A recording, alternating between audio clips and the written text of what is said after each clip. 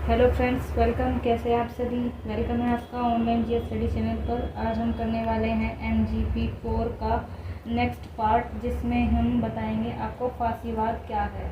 तो पिछली वीडियो में हमने नेक्स्ट क्वेश्चन किया था, अब थर्ड क्वेश्चन कर रहे हैं। इंपॉर्टेंट क्वेश्चन है, इसको ध्यान से देखना। और आपने पहली वीडियो नहीं देखी है तो पहली वीडियो जाकर देखना, अपने लाइक करना, शेयर करना और सब्सक्राइब करना, ताकि लेटेस्ट वीडियो आपको मिलती रहे। चलिए तो हम स्टार्ट करते हैं। फांसीवाद क्या है, विस्तार से समझाइए कि ये फांसीवाद एक्चुअली में है क्या, तो विस्तार से बताइए। तो है, फांसीवाद का अर्थ है लकड़ियों का बंधा हुआ गट्ठा, यानी एक लकड़ियों का बंधा हुआ गट्ठा होता है।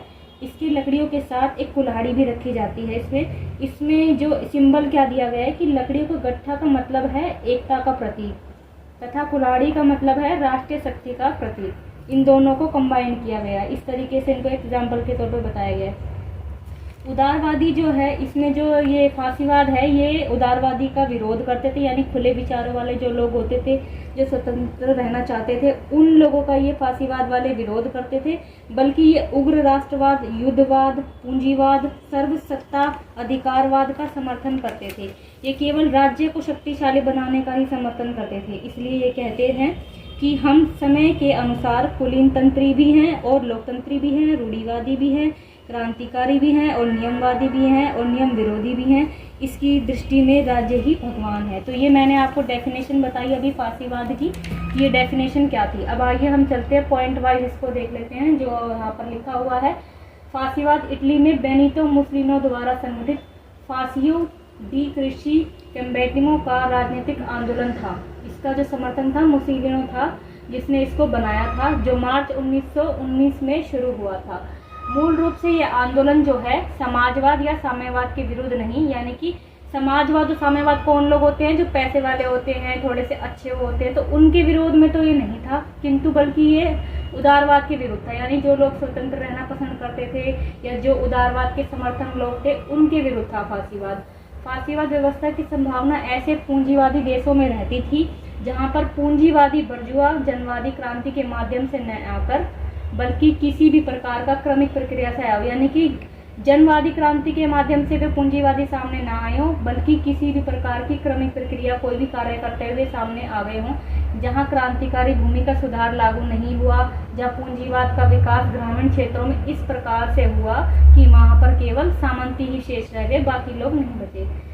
चौथा पॉइंट आता है हमारा, समाज में बेरोजगारी, गरीबी, अनिश्चितता, असुरक्षा का पैदा होना, करोड़ों की संख्या में जनता का आर्थिक, सामाजिक, भौगोलिक तौर पर उजड़ना बहुत तेजी से होता है इसमें।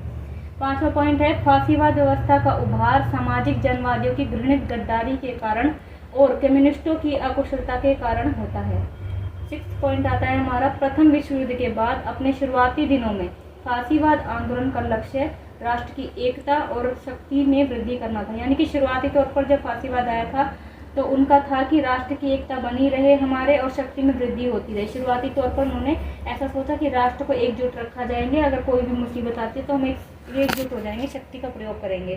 परंतु धीरे धीरे इसकी कुछ जो नियम है वो बदलते गए समय के साथ साथ। तो 7 पॉइंट्स हम यहाँ पे करते हैं फांसीवाद के लिए। गांधीवाद का फांसीवाद का मूल्यांकन करने का कोई विचार नहीं था, कि गांधी जी जो है ना, वो फांसीवाद का कोई मूल्यांकन करना नहीं चाहते थे, किंतु फिर भी अपने कुछ भाषणों और कुछ लेखों में उन्होंने फांसीवाद पर विचार किए इसलिए किए विचार ताकि उनके दृष्टिकोणों का अनुमान लगाया जा सके, जो कि इस प्रकार है। तर्कवाद के विरुद्ध फांसीवाद में तर्कवाद का विरोध किया गया है। ठीक है, तर्कवाद में फांसीवाद ने जो है तर्कवाद का विरोध किया है। 8 पॉइंट आता है, गांधी जी मानव व्यक्तित्व में स्वयं स्थापित अच्छाई को नहीं मानते और गांधी जी के सत्याग्रह का मूल्य आधार भी आत्मबल ही है, किंतु फिर भी गांधी जी के 3 मुख्य तथ्यों के आधार पर फांसीवाद की तर्क विरोधी सोच की आलोचना की है। यानी कि फिर भी गांधी जी ने जो फांसीवाद की तर्क विरोधी तरीके से आलोचना करी है, सोचा विचारा तो देखा कि ये सही नहीं है लोगों के लिए, क्योंकि गांधी जी जो सत्याग्रह के पुजारी हैं तो वो सत्य पर ही चलते हैं, अहिंसा से दूर रहने की बात ही करते हैं। वो मानते हैं कि व्यक्ति के अंदर ही सच्चाई छुपी हुई है, उसे अहिंसा करने की जरूरत नहीं उस चीज़ के लिए, यदि वो चाहे तो अहिंसा से भी सारे कार्य कर सकता है। तो इस तरीके की जो गांधीवादी की विचारधारा है और फांसीवादी इसके विपरीत है, इसलिए गांधी जी उसकी आलोचना करते हैं। पॉइंट नंबर 9, दूसरा कारण यह है कि फांसीवाद गैर तार्किकता वाले समाज को पूरी तरह से नकारते हैं। कि फांसीवाद जो है वो गैर तार्किकता, जिसमें कोई तर्क नहीं होता, उस समाज को पूरी तरह से नकारते हैं। जबकि गांधी जी मूल व्यक्तियों की आत्माओं के बल को उजागर करके एक विश्व व्यवस्था को स्थापित करने में विश्वास रखते हैं। ठीक है। तीसरा, फांसीवाद ऐसे समाज की संरचना करना चाहता है जिसमें अयोग्य तत्वों का कोई स्थान हो, यानी कि कोई अयोग्य तत्व है तो उसका कोई स्थान ही ना हो, अर्थात समाज में योग्य व स्वस्थ लोग ही रहे। फांसीवाद का संघर्ष और युद्ध में पूर्ण विश्वास था। फांसीवाद जो संघर्ष में पूर्ण विश्वास रखते थे और युद्ध में विश्वास रखते थे, जबकि गांधी जी संघर्ष से दूर रहने की बात करते थे।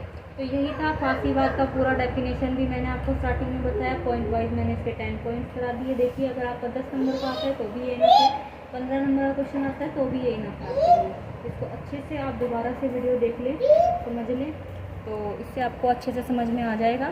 और बाकी इस वीडियो को लाइक करिए, शेयर करिए अपने दोस्तों में, ताकि उनको भी स्टडी करने में थोड़ी सी आसानी हो। और इसका नेक्स्ट वीडियो, जो नेक्स्ट क्वेश्चन होगा MGP 4 का, वो मैं नेक्स्ट वीडियो में अपलोड करूँगी, क्योंकि ज़्यादा लेंथी वीडियो हो जाती है वरना। तो इसलिए आप इसको दोबारा भी देखना अगर आपको समझ में आएगा। ठीक है दोस्तों, थैंक यू सो मच।